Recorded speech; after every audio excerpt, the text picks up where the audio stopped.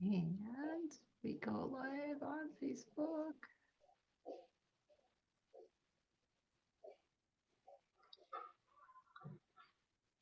Usually I have Debbie here holding her breath that I That selected. kind of figuring it out, yeah.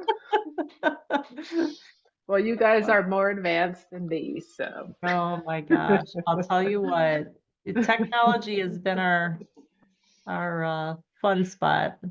we're gonna be masters at this at some point. Yeah, So, absolutely. hmm That's hmm awesome.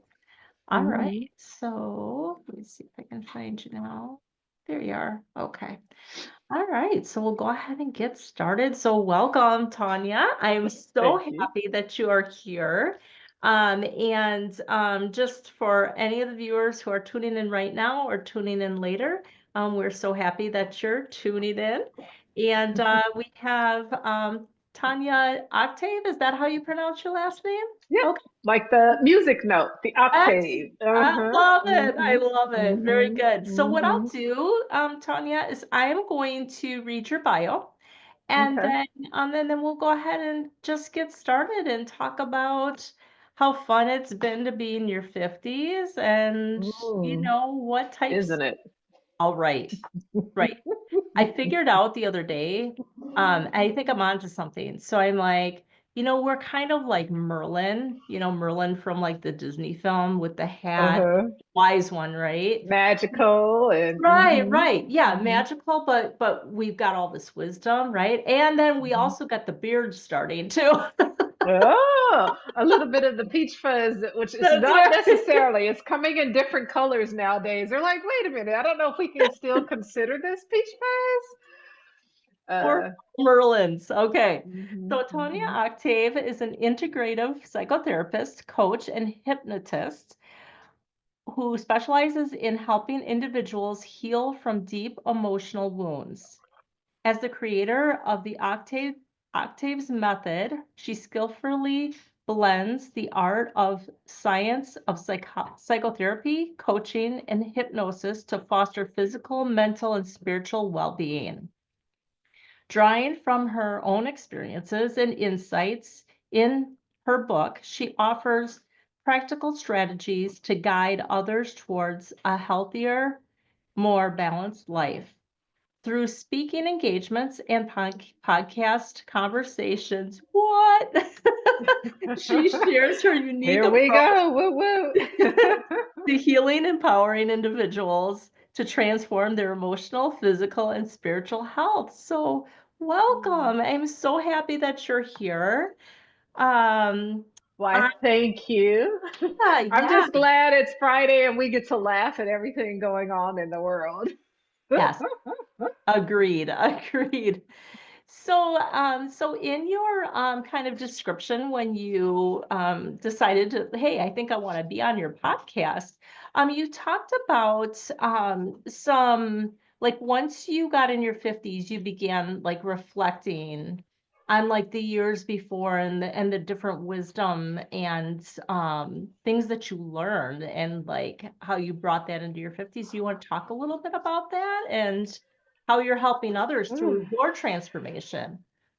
It's like, where do you begin with us as women at this transition, right? Yeah, So exactly. I always think,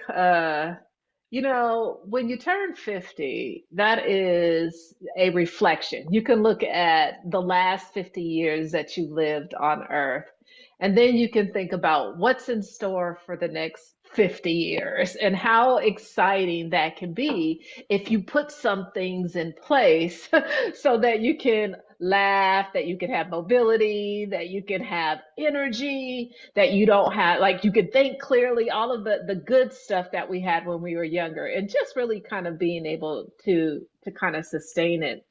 I will say one of the things that happened for me probably occurred more around when I was about 35. I was diagnosed with Hashimoto's, which is an autoimmune disorder.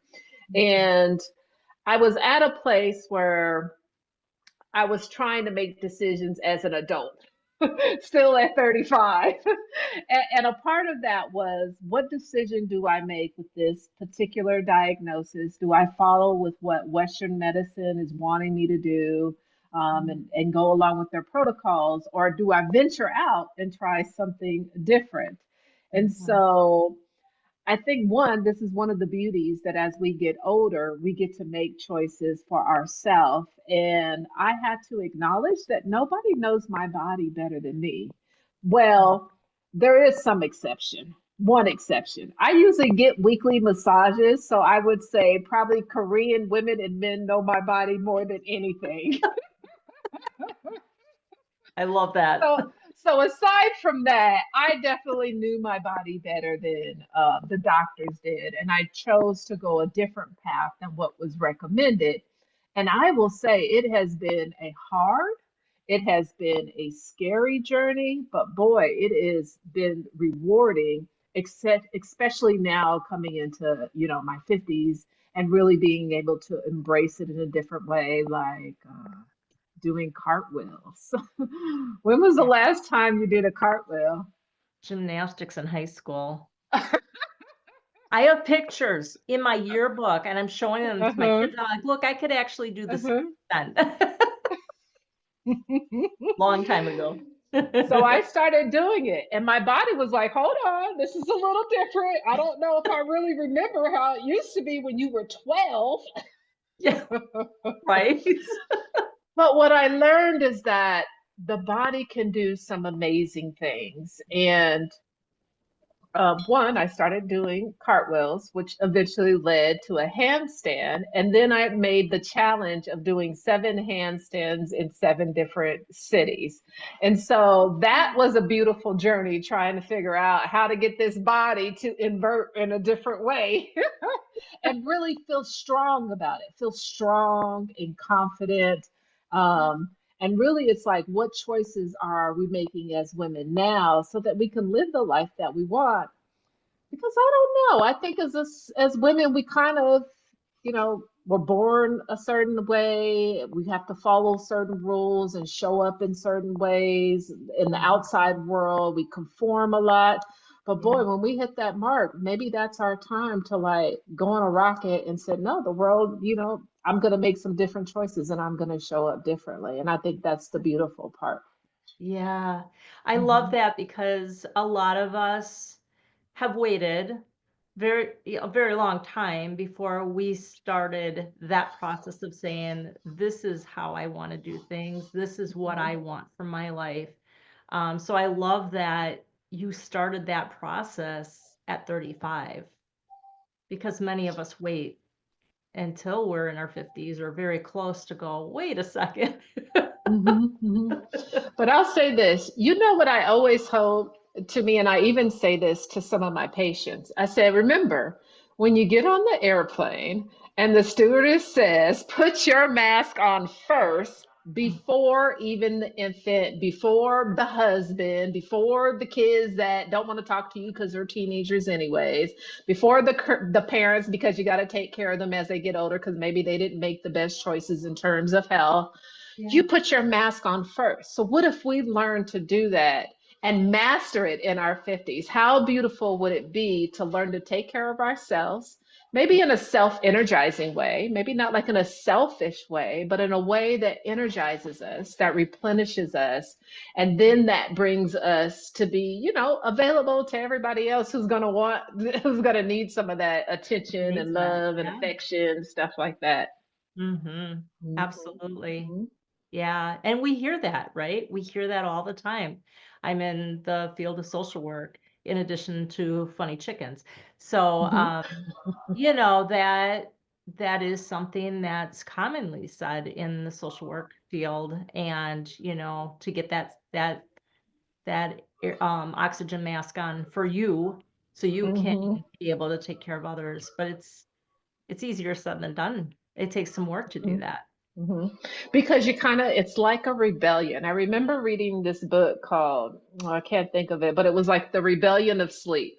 And for us to take naps, because in other parts of the world, that's what they do. They close things down so that they could have people replenish themselves to open things up so that businesses can flow pretty well. Yeah. You know, since the onset of COVID, I've kind of wondered what's going on. It seems like grocery shopping is a little different. People aren't having positive energy like they did in public. People seem a little bit more frustrated and irritable, and you can kind of see it in your interactions, even if you're getting gas. What Mhm. if it was a little different? What if their energy, if they were taking care of themselves and they weren't coming from a depleted state, that if they Mhm. were taking care of themselves and nurturing that, how that would just change their personality, how they could show up differently. And if they Mhm. learned it earlier, how better could that be? Mhm. Yeah, Hmm. absolutely. Wow, I love that. Hmm. So I love your take on that you enjoy humor. I felt a sister at heart when I wrote Hmm. about Hmm. that. Do you use humor in your practice? I do, and I use it Mhm. in a couple of ways. One of the ways is I wrote about it in my book. So in my book, The Octaves Method, which is how heal the mind, 7 strategies towards mental wellness, happiness, and success. But the A is for animals and that playfulness. And I distinguish the difference between being childlike and childish. And then I give some examples of what that looks like and how we as adults can continue to laugh in this very vulnerable, fun, and playful way. That it does a lot in terms of our mental health, our mental wellness. And but think about it. Go to an elementary school or go to a park where kids are at, and they're laughing and playing and singing and jumping. They're not so caught up in the ego, like, oh, I can't do that. Maybe as they get a little bit older, they are, but the young kids can be playful. And they say what kids laugh 3,000, 4,000 times a Lot. day, and Yes. adults maybe a handful times a day. Mhm. So that tells us something. We don't always have to rush to the doctor to get medication. Maybe if we try things like laughing, Mhm. um, bringing humor into our life to release those necessary hormones to keep ourselves in balance, like, isn't that like an anti-aging pill? Like, Mhm. what if your dermatologist said your skin could clear up if you laugh 500 times a day? How motivated would you be? Yeah. Well, Hmm. I'm Pretty motivated to laugh motivated, all right? the time. If the dermatologist says no Yes. wrinkles if you laughed more and you continued it up, Yeah. then you would force yourself, you would engage with it more, you would think of it like a prescription from the doctor. And I'd simply say, well, give yourself that prescription. It's something that you have inside of you. It's Mhm. free. It doesn't cost anything. Maybe initially you have to get back in the groove and like force yourself. So I remember like there'll be times I'd force myself to watch these stupid movies. They were not humorous at all to me at the time, but I would force myself to laugh because I knew the importance of what it was doing in terms of hormone regulation, in terms of brain activity, and the Yeah. relationship between serotonin and dopamine. And Mhm. then it became easier. And then maybe I laugh a little too much because now I kind of laugh at a lot of stuff in the world. I love it. Well, and that's my whole Hmm. mentality, like finding the funny in life's mishaps, the crazy stuff that Hmm. happens in our lives. But you're right, that whole and laughter, like humor is so subjective. Like it depends on each person, thinks something is different. Like some people loathe Seinfeld. I absolutely love the show. That's true. Hmm. So yeah, just if there's something that you love that makes you laugh, then engage more in that. I always I encourage folks. love it. Yeah. Mhm. Find what you love, Mhm. laugh at it, laugh more, and laugh until it hurts because Yes. you're healing the body in the process. Yep. Absolutely. De-stressing your Hmm. body. Hmm. And I love the whole thing that you mentioned about dermatologists because I just read something the other week ago that said that, if you are not smiling, you're looking older. But if you smile more, it makes you look younger because you're giving yourself a Hmm. facelift. Hmm. Hmm. Hmm. So some days I try to just smile at everything, and people probably think I'm weird. I'm like, why is this lady just smiling? Did she watch something, Yeah, right. or does she have a mental illness? Is she on drugs? What could be the issue, right? And as you get older, you care less. Right. I will say that you care less about people who don't matter in your life anyway. So Absolutely. why not? That's Laughter right. also boosts immunity. And so, you know, in around the cold season and people are getting sick and people are going to the doctor and maybe they get like antibiotics and things like that. When you laugh, it actually activates your immune cells.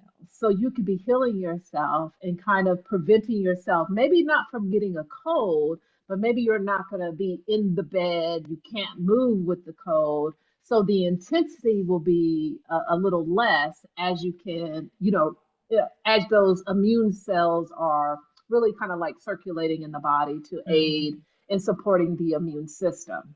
Yeah. Mhm. Yeah. It's so important. It's such an easy thing to do to help your own body, your whole body. Mhm. So I love that. When did you write your book, by the way?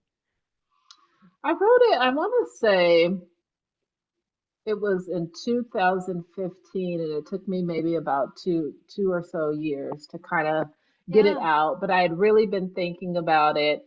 And just a side note, when I was diagnosed with Hashimoto's, a little bit before that, I had a bout of depression. I was in a relationship ended, depression just activated itself. And I was like, what do I do here? Although I could still function in the world like a lot of us, particularly women, we're still functioning in the world because we have other responsibilities and Yeah. things to do.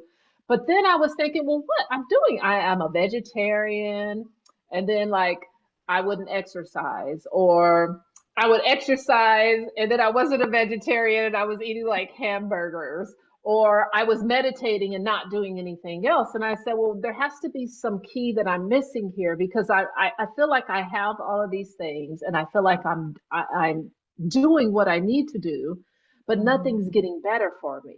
And so that's what actually developed the Hashimoto. I mean, that's what actually developed the octase method. And I said, well, what are the things that I need to do as far as an integrative process, not something in isolation? And so that was kind of when I developed the octase method. It's 7 areas to focus in unison at the same time in an integrated fashion so that you can have a wellness plan along the journey. And when I Yeah. and the A kind of stood for animals, and it's interesting because if you have pets, pets are Mhm. really good in terms of watching your behavior. They know when you're packing and they're going away for a vacation. Oh, yes, they do. They know when you're getting ready to eat.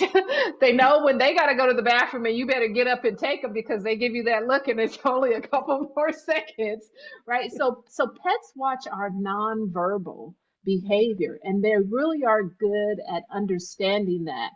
We don't. We look at people, we engage people, we have interactions based on verbal interaction. And Mhm. unfortunately, if we understood more about the nonverbal communication, our relationships would be a lot more satisfying.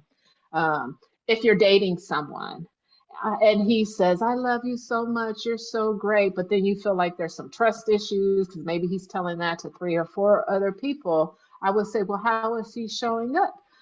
Close your ears. Don't listen to what he or she says because this works for both genders. And what do you see in the behavior? Is this person showing up in an authentic way? Is this person showing up in a meaningful way? Or is this person saying something that is different than what they're doing in their behavior?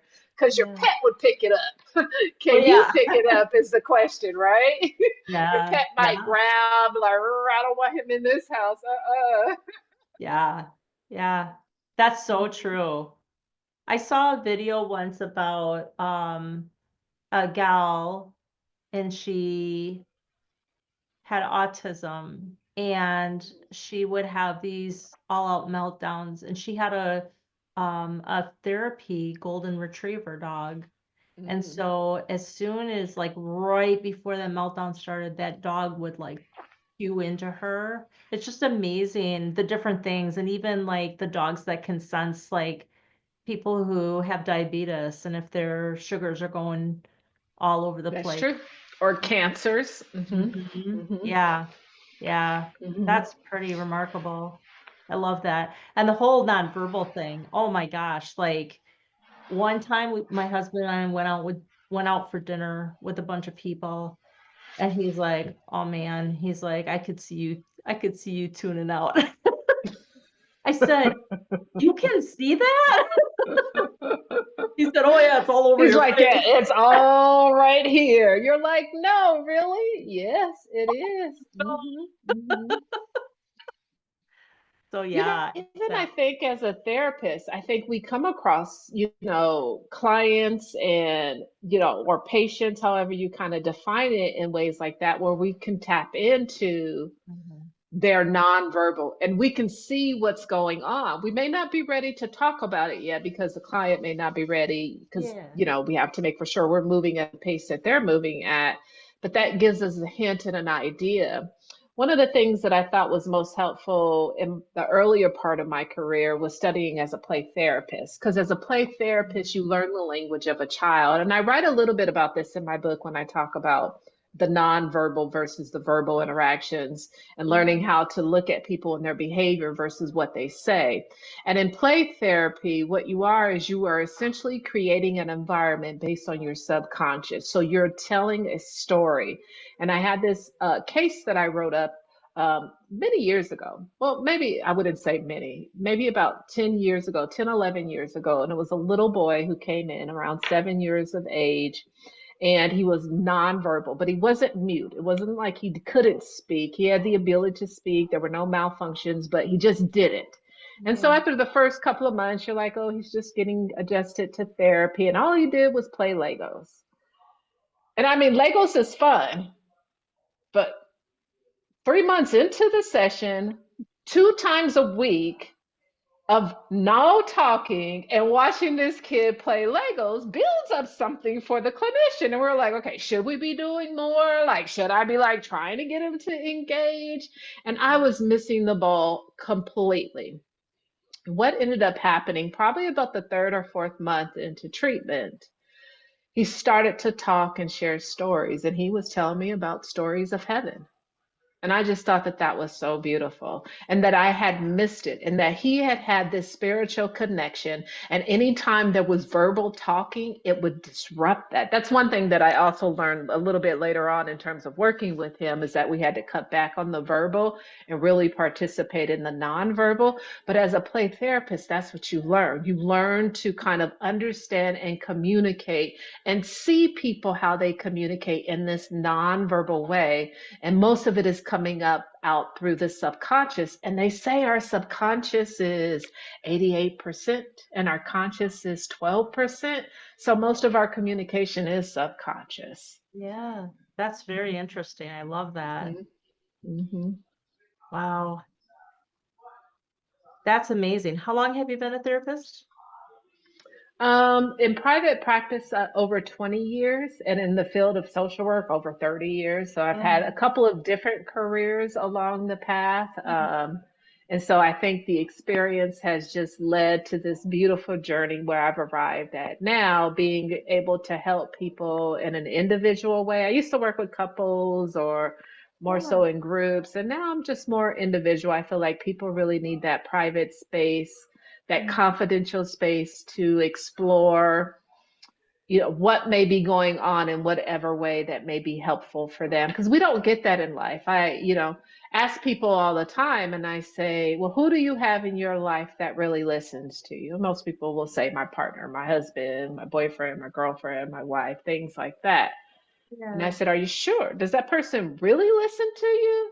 Or do you give the face of zoning out when the person is talking, right? So when can you actively be involved in a relationship with someone that's not going to gossip, that's not going to spread your business anywhere, where you can really reflect in an authentic way about what you're going through without the judgment, without the ridicule, to help you kind of sort out and find some stuff. So I really love my job and kind of what I do in terms of Yeah. the people that allow me to work with them.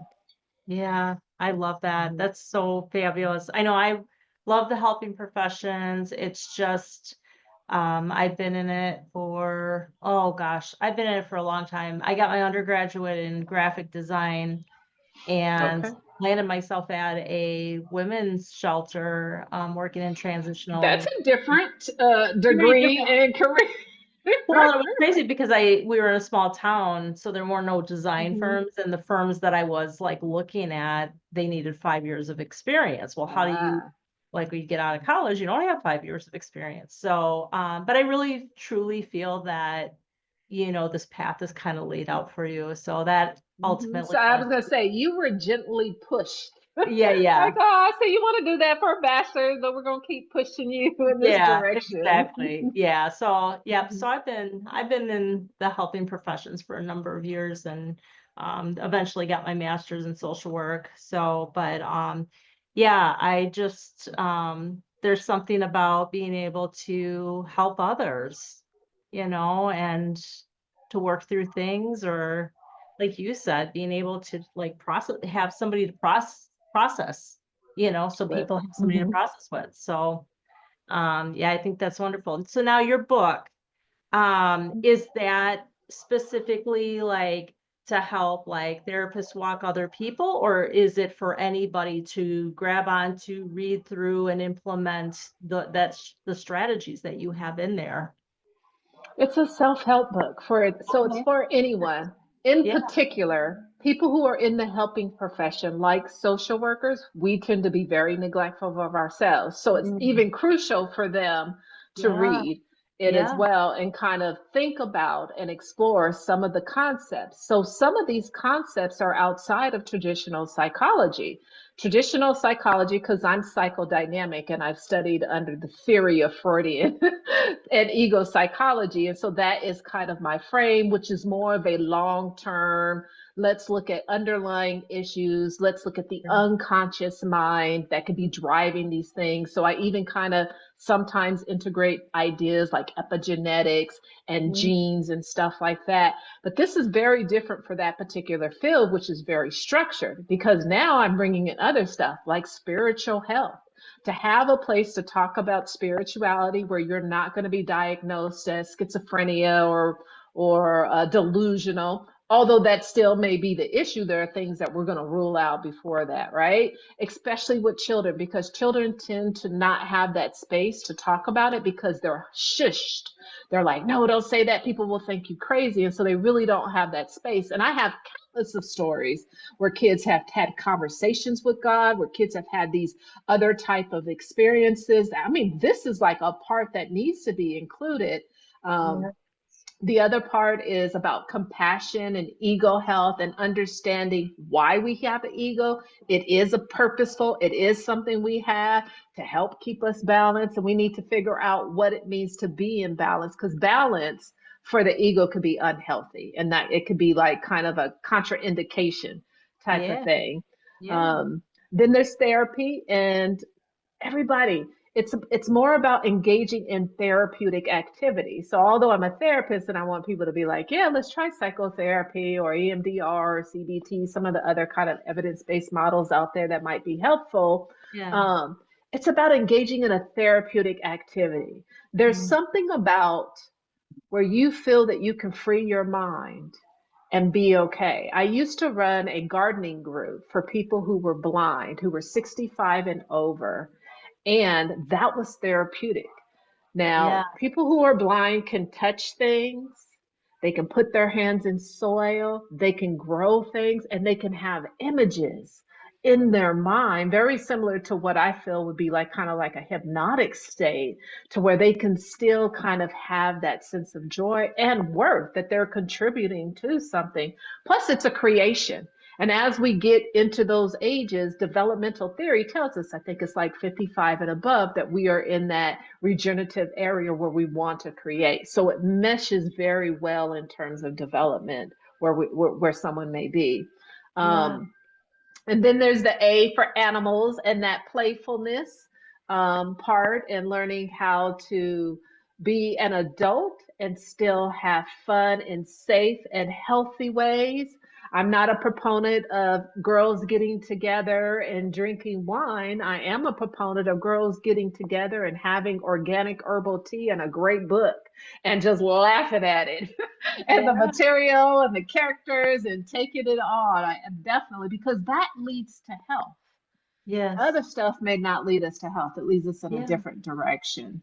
And Mhm. then V is Victos, and that is about nutrition and having healthy food that we put into our body that helps us to detoxify these cells. We don't sweat, so it kind of can help support that, especially if we include a lot of bitters into our diet. It's excellent when we're going through premenopause, menopause, and postmenopause. I can't tell you how important food is. Giving up dairy and giving up gluten are going to be the two things that once you start that 40, those are things that you just got to Yeah. say it's not healthy, it's not moving me in the direction, and you Yeah. could actually go through menopause symptom free. Like we don't ever hear that. Like Yeah. my mom didn't say, you can go through menopause symptom free. My mom said, oh, you're going to go through menopause and you're going to be bitchy all the time and you're going to feel a particular way and all of this stuff. Like, and everybody's going to want to leave you. I'm like, oh, but that's Because of not what the you case. were That eating. doesn't have to be. Because of what you were Yeah, eating. because of it. But it can Wow. change because what we put into our body has a lot of impact onto how much toxicity is Mm, being built up. And mm, once there's toxicity, the cells can only do so much. They have to use the energy to start fighting off these cancer cells. And if you have more toxicity in the body, eventually the body's going to break down. yeah. It's like I'll use this with young people with their cars. I'm like, you have a car, it's a new car, you tend to take care of it, you probably get the best in the oil changes if you care about it. But in our bodies, we put things like junk food or candy or sugars, and we really have to kind of think that. Yeah. Um, Particularly for women, because a lot of those things do impact our hormones. But Yeah. there's a lot of great tests out there that we can do to kind of help regulate, kind of find out where we are, and then some foods that can help kind of nourish the body and Yeah. alleviate some of the symptoms that we struggle with. Mm, And then exercise, moving the body. mhm. And that can be any way. That could be at an official class. That could be at a gym. That could be at home. That could be walking the dog. That could be playing with grandkids or kids.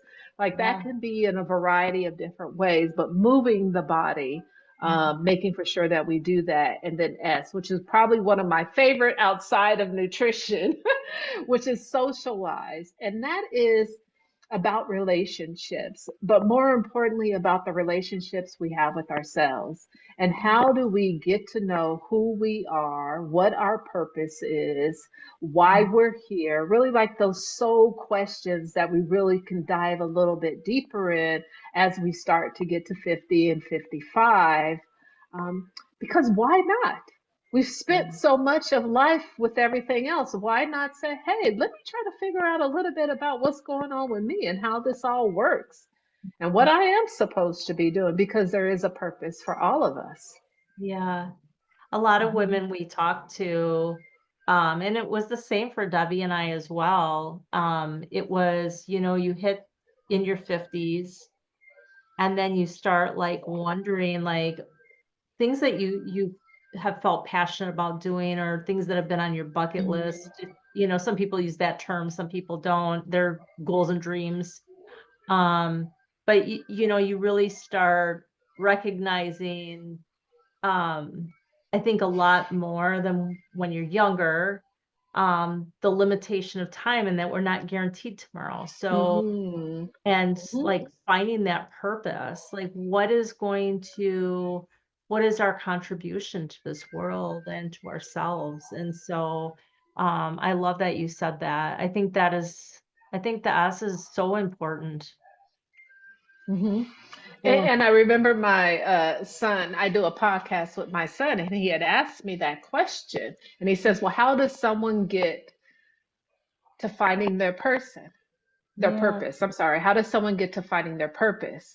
Well, you spend some time with yourself without Mhm. the distractions, without disassociating, but being intently present and figuring out what is it to be in silence? What it is it to be at home or to say no to hanging out friends? And what is it like to feel comfort when there is this discomfort?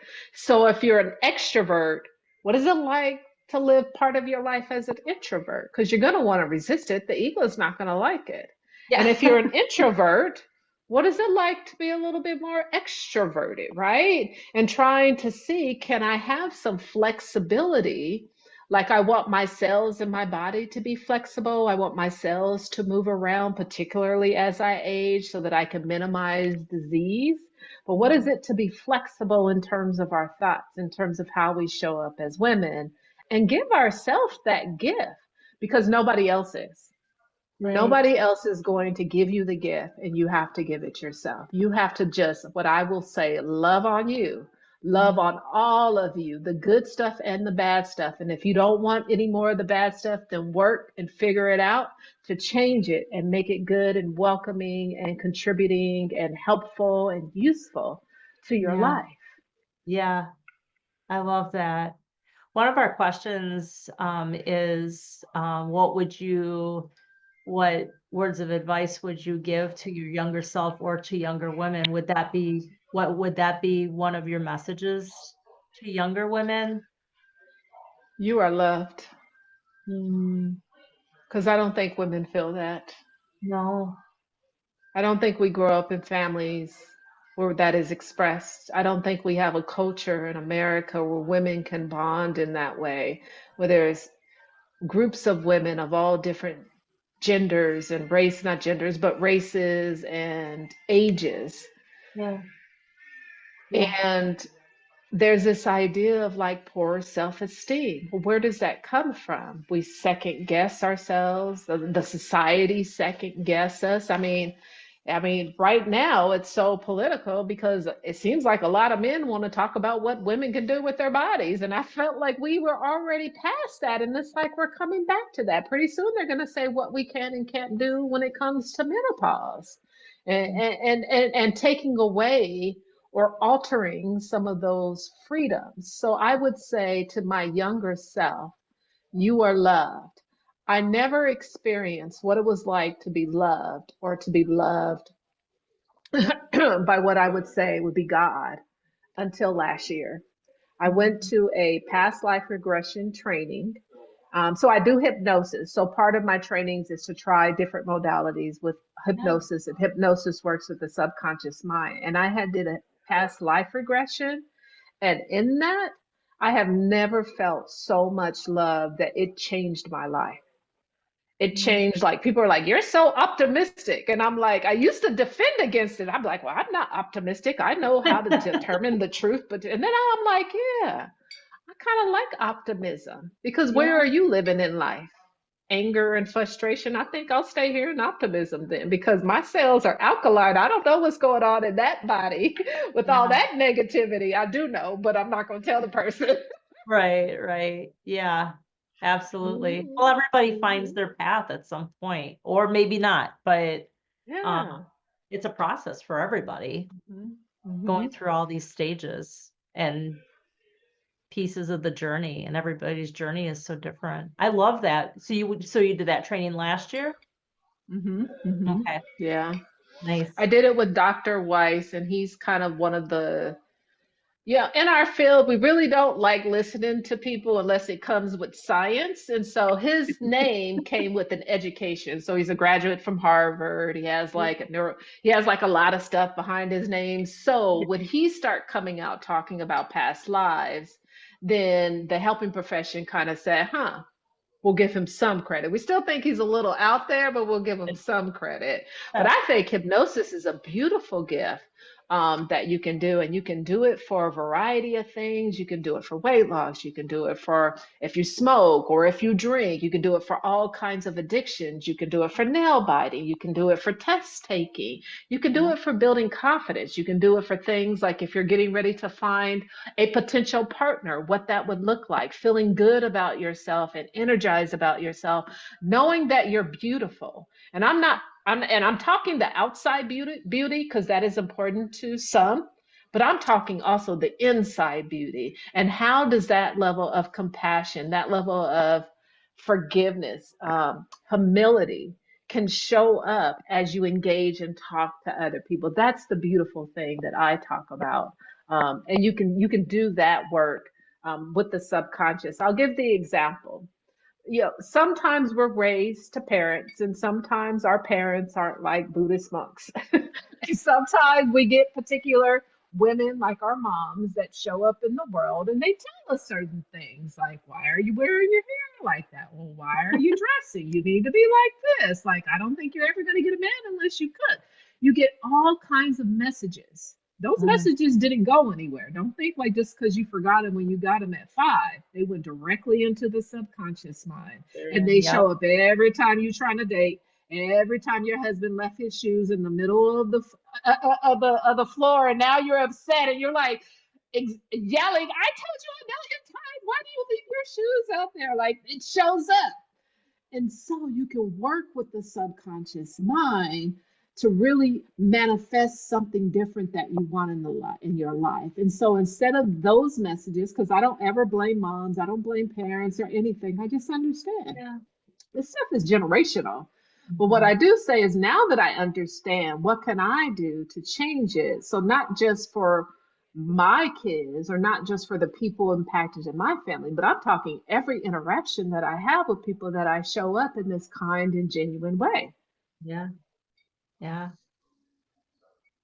Love that. I am gonna quick. I don't know. I'm getting buzzes so on my phone. So I want to make sure that we're not getting. I'm gonna see if we have any questions coming through on our Okay. thing really quick here. Okay. Oh, we got Or one. anything in terms of like women, things that they may be struggling with. Oh, nope. We just got a hi from a gal, Well, Sabia. hello. So hello. Hello. Thank you for joining us. Yeah. I Sometimes think people have it's great. questions and Debbie monitors that while we're talking and I'm like, maybe Yeah. check that. And isn't that something good women are at? Well, don't we multitask? Don't we put on all kinds of hats? At some Hmm. point, we need to say, like, what is it like? Like, I got that. I Yeah. know how to multitask. I've been a social worker, so I really feel like if you're a social worker, I work for one of the largest agencies in LA County. I got that. I know how to be a type A personality. I know how to multitask. I know how to do that. Now I need to know how to slow down. I need to Yes. work on breathing. I need to Mhm. connect my breath to the body. Heck, I need to connect myself to my body. It's been so disconnected. We don't feel all these things anymore that we used to. So, Mhm. yeah. Mhm. I loved Hmm. a little bit ago when you were talking about how we're kind of reversing in choices for the body, but going to menopause, it's amazing. Debbie and I are really amazed with like that there's a revolution going on right now. And, Hmm. even she and I have had times where, we've gone to a doctor and talked about, these symptoms. This stuff is happening. Like, what is happening to our bodies? And, you're kind of shoved off. But I think that with more women talking about it, and it's really getting more of a celebrity profile now, where celebs are coming out and saying this stuff was happening. I was like kind of poo-pooed to my Hmm. symptoms. Hmm. So, Hmm. Hmm. so I think at least with menopause, I hope we're going in a positive direction with it, because women really need to be heard when they're going through this phase. My They do. mom never talked about it. I used to watch her sweat Hmm. while we were eating dinner or lunch, and I'm like, "What's wrong with you?" Like, what's going on? Right, Yeah. right, Yeah. yeah. So, but yeah, I love your messages. I love everything that you're doing, like to help others, and but it all started with starting with you, right? And Hmm. I love the journey that you've talked about today. If people want to know more or if they want to connect with you somehow, what's the best way that they can do that? And I'll give that, but this is something so important that Yeah, you talked about the medical yeah, facility and the medical care and yeah. how women are treated, particularly with menopause. Now, Mhm. I know a lot about my body now. I wouldn't say I've always been there. And I have now recently, probably over the last 10 years since my diagnosis, learned a lot about how the body kind of works, particularly for women. So I've read a lot. That being said, I think I went to my gynecologist maybe 4 years and I said, I think I'm having symptoms of premenopause. Can you tell me, can you do some tests? I even knew what tests to kind of give him to kind of like push him in that direction. Yes, it was a he. And he said, premenopause doesn't exist. It's all in your mind. And I said, oh, the old me would have been like, quiet, submissive, took doctor's orders. And I said, you know what, doctor, this ain't going to be a good fit for me. I need Mhm. someone who knows just as much information about the female body as I do. So no, thank you. And I ended the session. Wow. Very empowering for a woman to say and speak up at the time when something is happening. And I'm not saying all women need to do that because I wasn't always at a point where I needed to where I even had the knowledge or the Yeah. confidence to do it.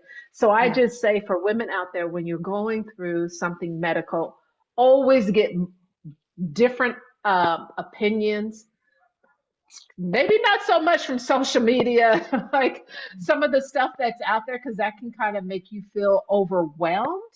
But Yeah. maybe get a consultation, maybe get a second opinion from someone outside of like maybe. So I went to a traditional medicine doctor. I usually go three ways. I will go to a traditional medicine doctor. I will go to a functional medicine doctor because they're trained with Western medicine and Eastern philosophy and practices. And then Yeah. I'll go to a holistic doctor who's only trained in holistic practices. Yeah. And then based on that, I make a decision about my body. There's a friend of mine who is starting what we would call, I don't know, a revolution or something like that. But she says, her goal is for women to be able to keep their organs. And I thought about it and I'm like, how many times has a doctor told me that I should get a hysterectomy? And I was Mhm. like, oh, I still have all my parts. Hmm. Mhm. And I'm going to be 120 with them too, because I'm going to figure out what somebody is not telling me and figure out how to do it because other people have done it. Yeah. Yeah. And so that's just my message that I would say is, your doctors are going to tell you one thing and you want to listen. And Mhm. then maybe look at some other people who are also just as educated. They're just educated in a different way, with Yeah. different research and different people that kind of support that. And take that for a grain of salt too. Like I don't think any three of them are perfect, but Right. know that there are some options out there for you. And it can be a beautiful journey, a challenging journey, and a beautiful journey. So I will say that thank you. But I do a podcast with my son. It's called Trauma and Social Work, and this is the fifth season, and it's a mother and son dialogue. And so Wow. we go through asking questions about my book, and he's like, well, what's the practical way? Like how do people in their 20s really do this? No, nobody's going to be sitting there meditating for an hour like you do, right? And so we kind of go through that. We just finished the spiritual health, and so now we're going and starting talking about the ego, and I can talk about the ego a lot. So we're going to see how that works out. So Trauma and Social Work Okay. podcast, and then you can also go to my website, Tonya Octave, that's Tanya, and then Octave, like the music note, and then a dash lcsw.com. And if you go on there and you send me a message, I will send you, if you want, I will send you a free copy of my notebook or journal that actually complements the book. So it's a list of journal exercises. For example, in spiritual health, one of the questions will be, what is my purpose? Who am I? And how you reflect on it and journal through that process. And I can send you the electronic version for free for those who might be interested in your Ah. audience. Yeah, and for anyone who's listening now or listening after the session tonight, Debbie and I will make sure that those links are posted.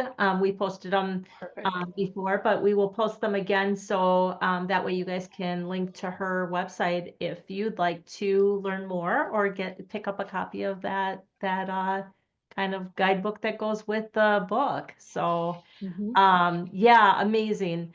And I love just going back to what you said about that doctor that told you that doesn't exist. Um, just to tag on to what you said, um, you know your body the best. and don't let anybody tell you that you're that you're crazy. I mean, Yeah. we get these messages that we're crazy, and it's a lot of it going back to what you said about that the facial look, the nonverbal messages, you get these looks. So Hmm. just know that, yes, if you're feeling like not certain or not real satisfied with your care, it's okay to say no and move on and try It something is. else. Yep. Go to Yeah. someone else who will listen, who's Yes. probably more of an expert in your Mhm. body, along Yeah. with you with their guidance. Absolutely. Yeah. Such a great message. So thank you for highlighting that. So, are we going to do some laughter before we end? I got this Let's guy. see. Okay. Ready? Okay, I'm ready.